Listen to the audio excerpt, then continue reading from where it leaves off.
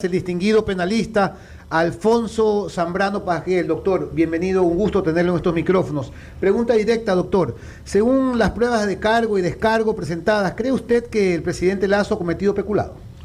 No. Me hace acordar una publicación de Ferrajoli 2011. Tiene un título muy sugestivo, Poderes Salvajes. Es el enfrentamiento en ese tiempo el Parlamento italiano contra el primer ministro Berlusconi, más allá de las razones que hubiera habido. Pero fíjate que esa frase la tomó de la política de Aristóteles y él habla de la animalidad de las clases políticas. Y Montesquieu en el espíritu de las leyes habló de poderes salvajes, o sea, donde hay una suerte de tiranía, porque es lo que está pasando. Lo que ocurre con la Asamblea, si hubiesen una actitud coherente y racional, si los jueces, ante la ausencia de pruebas, ¿qué hace un juez? Absuelve, ¿verdad? Claro, simple y sencillo.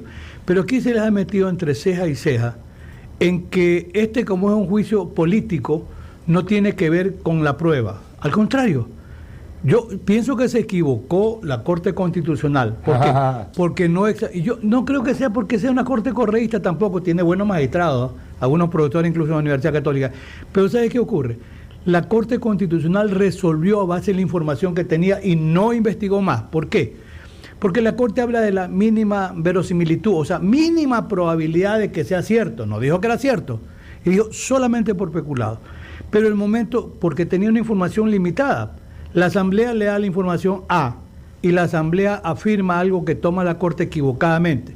Dice uno, y esto no es por defender al presidente Lasso, no, es la realidad histórica de los hechos.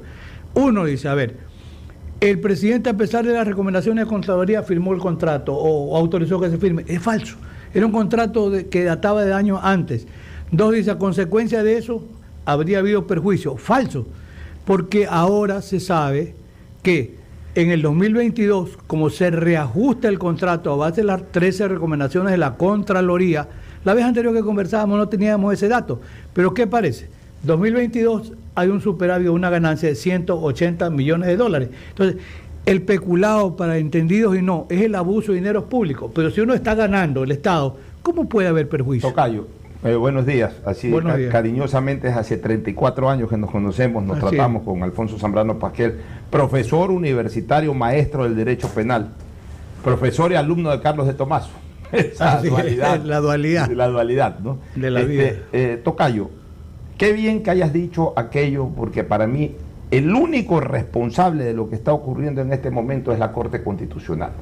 Porque la Asamblea es política, politiquera o como le quieras llamar, y ellos tienen un interés político. Pero la Corte Constitucional era una especie de árbitro jurídico, era la que tenía que dar el aval jurídico para el tema. Y es imperdonable que haya establecido como hecho base 7 y como hecho conclusivo 1 para vincular el delito de peculado con el actor que es el presidente de la República, un contrato del 2022 que terminó siendo inexistente, es decir, que no estuvo nunca en el expediente y que por simple checklist, sin entrar a valorar la prueba, por el simple checklist, al ver que no estaba ese contrato, la Corte Constitucional no podía decir por una simple narrativa de la denuncia de que existía ese contrato y que ese contrato era lo que ligaba el acto de peculado con la persona, en este caso el presidente de la República. Para mí es imperdonable. Y yo no hablo de que es corte correísta, eso no me interesa. Yo lo que creo, y lo he sostenido siempre, es que esta Corte Constitucional tiene demasiados activistas. Hoy veo también activistas políticos ahí, porque esa es una decisión política y no jurídica, y activistas dogmáticos en otras decisiones que ha tomado la Corte. Pero bueno, entremos ya al tema propiamente del juicio político. Mira, justamente esta mañana, en lo personal, yo definía 3 escenarios. El escenario jurídico, que se cayó totalmente con todo esto. Sí. El escenario político, que para mí es distinto a como lo están valorando. El escenario político no es de fuerzas políticas, el escenario político es de la responsabilidad política que el presidente tuvo o no sobre un acto delictivo por el cual puede ser enjuiciado. Ese es para mí el tema político, la responsabilidad política. Al no haber un acto de peculado, por ende, no hay ni siquiera un acto penal y mucho menos una responsabilidad política sobre algo que no existe. Entonces queda un tercer escenario, el escenario electorero. Por eso que yo no quiero confundir lo político con lo electorero. ¿Cuál es lo electorero? La cantidad de votos que se pueda tener, haya o no haya argumentos, la cantidad de votos que se pueda tener para destituir o no al presidente de la República. ¿Coincides o no? Por supuesto, mira, hay una expresión muy gráfica de uno de los notables penalistas alemanes, lo conozco y vive aún, el profesor Gunther Jakob, y dice algo en la teoría de los roles. Si alguien no se aparta de su rol, no tiene por qué responder, responde el que se aparta. Y en temas incluso donde hay una complejidad o un grupo de personas, cada uno tiene un rol que cumplir. El presidente, incluso el mismo otro gran gigante, Klaus Roxin, se refiere, por ejemplo, al caso de Cohecho, y dice algo que es gráfico, no tendría por qué, dice, ser el mandatario o el presidente de un país, tener que responder por el cohecho que cometa un funcionario público o un subalterno. Yo alguna vez he dicho, con ese criterio de que tendría que responder siempre el presidente, y reitero, no por ninguna defensa, que no la necesita tampoco el presidente de Lazo, no por el hecho de que en el evento que se hubiese cometido algún delito, si no era de conocimiento de él, si no era parte él de esa organización criminal que cometía los delitos, no tiene por qué responder. Jacob dice, no todo es responsabilidad de todos, cada uno responde por lo que hace. Entonces, tendría que separar aquí el tema, a ver, qué es lo que conoció, qué es lo que dejó de hacer. Pero aquí, en el momento que no hay perjuicio al Estado, se cae por la figura de especulado, porque especulado es abuso de dinero público. Si el Estado gana 2022, entonces no hubo abuso de dinero público. No tiene sustento. Tan cierto es que la propia bancada de UNES ya oficialmente pide la muerte cruzada. ¿Por qué? Porque les interesa ir a corto plazo a un proceso de elecciones donde hay que reconocer, es verdad, si se suman todas las posibilidades, UNES es la fuerza más importante, pero el resto de fuerzas hacen mayoría. Entonces, a UNES le interesa una elección, lo que dijiste es cierto, Tocayo, el cortoplacismo electorero, a UNES que ahora en caliente, ¿qué le interesa a UNES? No calentar las calles. Le interesa a UNES que haya una elección inmediata, por lo más cerca. ¿Por qué?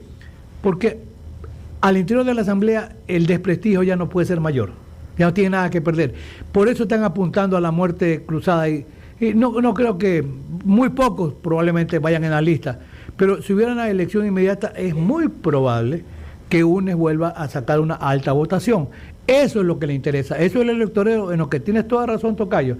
No les interesa otra cosa, por eso ahora suscriben y saber que el presidente decrete la muerte cruzada, porque es lo que les interesa. Mire, el doctor Ollarte, el doctor Zambrano Pasquel, dice, debe ser de alta academia hablar de un informe cuando nada se aprobó y de gran ajedrez político pretender reeditar la comisión de archivo. Las normas no sirven, salvo que les gusten. Así era antes, así es ahora.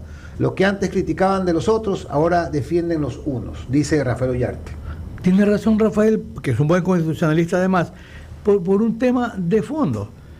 El ajedrez político se está moviendo en la línea de un proceso electoral que quisiera que sea para mañana. ¿Por qué? Porque tiene las mayores opciones. A UNES no les interesa el juicio político, sino como una plataforma. ¿Para qué? Para forzar el escenario para ver si hay o no la muerte cruzada. Pero habría que ver, porque hay sectores de ciertas bancadas, ¿verdad?, que con mucha coherencia dicen, incluso del mismo sector social cristiano, alguien se aparte y dice, mire, yo no estoy de acuerdo, he visto el tema de Esmeraldas, el asambleísta de Esmeraldas, y porque además hay reclamos que son ciertos. Dijo la prefecta Esmeralda, el presidente no, porque hay que poner las cosas claras, nos ofreció 200 millones de dólares y no nos ha dado nada. Porque mira, más allá del tema de la inseguridad, que es real, mientras, y lo digo en un tip, mientras el Estado, cualquier gobierno, no apunte a la base social que está desatendida, de la que se alimenta la delincuencia organizada, va a ser complicado.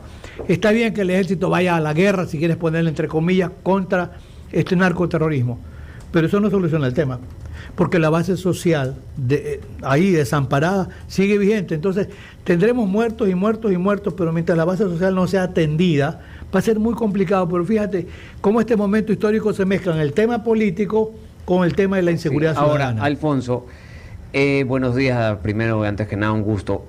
Si es que este juicio político continúa, va a terminar en otro momento que sí es jurídico, que es la resolución final sobre la cual se va a votar. El abogado del presidente en la práctica de prueba hizo mucho énfasis de que tiene que existir en esa resolución la garantía de motivación. Claro. Y que entonces tiene que construir cómo es que llegan a la conclusión de que se ha ocasionado peculado por parte del presidente. ¿Está usted de acuerdo en que la garantía de la motivación sí se aplica a una resolución de la Asamblea en un juicio político? Es fundamental, querido Tomaso, ¿por qué? Oye, Tomaso, perdón. Porque todos los actos, no solo de los jueces, no solo de los fiscales, que a veces los fiscales, no, todo acto de la administración pública tiene que ser motivado. Porque es una de las garantías del derecho al debido proceso. Esta Constitución que tiene sus... ¿Qué significa ser motivado para que los radioescuchas entiendan? Que haya los fundamentos de derecho y que los fundamentos de derecho se apliquen a los hechos que estén probados. Llámele responsabilidad política, sí, pero tiene que estar probada la responsabilidad política. Tiene que haber un vínculo, un nexo causal entre un acto y un resultado. Aquí no hay nexo causal entre la conducta del presidente Lasso y el resultado. Asumamos que objetivamente se hubiese producido un perjuicio vía peculado, que no está probado. Si no está probado el perjuicio, no hay un resultado que tenga connotación política. ¿Por qué? Ese control de constitucionalidad que hace la Corte Constitucional, aquí en realidad que quedó muy limitado. Pero en realidad... hacer un control posterior al acto. Ya, el tema está en, asumamos un escenario, o tres, el uno, que si hubiese los votos por estos poderes salvajes y el presidente Lasso puede activar la muerte cruzada, tiene derecho a hacerlo. Punto uno, y se van a la casa, no se van a agarrar al baño, no quieren salir, se van. Dos, que decida, porque va en el proceso, ¿verdad? Viene el momento culminante donde se va a debatir tanto la acusación como la defensa, donde tiene 3 horas el presidente, él o a través de su abogado. Y después de eso vendría la decisión. ¿Ya? ¿Qué pasaría en una decisión? Si no hay los 92 votos, no pasa nada.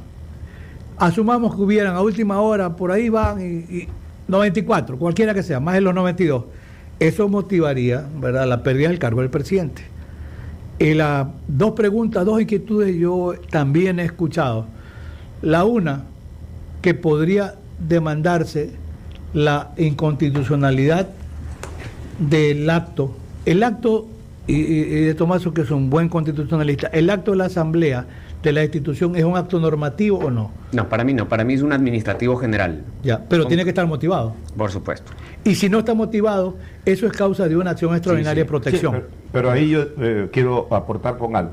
Ajá. Para mí, en temas que tienen que ver con actos absolutamente políticos y vinculados a la Asamblea de actos absolutamente políticos, finalmente el hecho termina de consumar sobre el derecho. O sea, en el momento que destituyen a un presidente, el presidente puede presentar acciones de protección, acciones internacionales, etcétera. Pero ya posesionan a un nuevo presidente, es casi imposible revocar aquello. Entonces lo que hay es que evitar de que se consuma un acto de hecho sobre el derecho. Serviría para eso la muerte cruzada antes de la votación. Pero, y una acción de protección en la que se aplique la posibilidad de una medida cautelar, suspende pues el acto de la Asamblea. Pero es que la propia Corte Constitucional ya se pronunció cerrando el candado. Durante el proceso, durante el juicio. Esto ya es posterior al juicio. Le ha dicho a la Asamblea, ustedes tienen que actuar en esta mínima verosimilitud, es la mínima posibilidad de que sea cierto.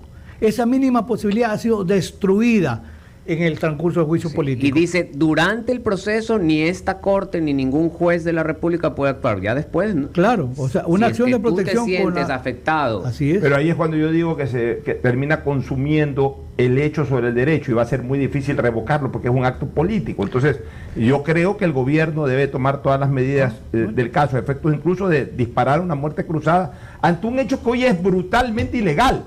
Porque el asunto es de que otra cosa hubiese sido si se hubiesen encontrado pruebas, aunque no sean contundentes, pero por lo menos mínimas, verosimilitudes, claro, como dijo la Corte Constitucional. Bueno, como que no había discurso para una muerte cruzada. Pero ahora, ante la brutalidad del acto, de que no tienen el más mínimo argumento jurídico, por supuesto que el presidente de la República tiene todo el derecho a mandarlos a su casa a través de la muerte cruzada. Ahora, mire, en la motivación, y hablando en términos de abogado, en la motivación se tiene o no, antes de llegar a la resolución, que hacer una valoración de la prueba en el juicio político. Entonces, hay estándares para la motivación. ¿Y qué pasa? Esa mínima probabilidad nos lleva al campo incluso de la duda razonable. O sea, por si acaso, la decisión de la Corte Constitucional fue eminentemente política. Ah, me alegro. Está sesgado. Mira, aunque se diga que no, es que primero no hay un juez perfecto. Y no hay un juez que sea impasible ante la presión política. Para mí dijo la Corte, ¿sabe qué? Vayan a pelear en su territorio. Gracias, doctor. Con la mínima. Gracias, doctor, por tarde, más vale tarde que nunca, haberme dado la razón cuando vaticiné el 9-0. Yo lo vaticiné en razón de una decisión jurídica. Yo no preveí una decisión política de los señores de la Corte. O sea, tuve total razón en lo jurídico cuando vaticiné el 9-0. Doctor, cuando se insiste en que el juicio al presidente es político, ¿quiere decir que el derecho no es ni chicha ni limonada? No, es político, pero tiene que juzgarse a base de pruebas. Eso es, mire, en lo mínimo, la mínima, si estuviese en el ámbito estrictamente penal, la mínima posibilidad nos lleva al campo de la duda. Y en el caso de la duda, ante un asesinato, una violación, si hay duda razonable, tiene que ser absuelto. ¿Con más razón en un proceso político? ¿O acaso no hay duda? ¿Cómo no va a haber duda, señor? Le están diciendo que hubo en el año 2022 un superávit de 180 millones de dólares. Eso no es duda, es la certeza absoluta de que no hubo perjuicio, pero no lo quieren entender. Tengo una pregunta final, doctor. Y es de un oyente. ¿Cómo se logra la revocatoria de los asambleístas que a muchos radioescuchas nos interesa? La revocatoria del mandato, pues. Para eso tienen que recoger firmas. Yo creo que hay más que firmas suficientes para que se vayan a la casa. Y muchos no volverán jamás a un curul que en su mayoría es deshonrado con la calidad hoy de asambleísta. No siempre el Parlamento ecuatoriano debe ser denostado, no, Carlos Julio Arosemena, el doctor Jorge Zavala Vaquerizo, no, es otra historia. ¿Cuántas firmas se necesitan para ver si comenzamos a firmar desde ahorita? Un 5% del padrón, por ahí. Que es fácil. Es el momento, pienso, la firma. De recoger la firma y se revoca el mandato y se van a la casa a buscar una mejor actividad. Punto final. No hay vuelta a quedar ahí. Muchísimas gracias. La opinión, el análisis jurista del doctor Alfonso Zambrano. Un gusto tenerlo en estos micrófonos.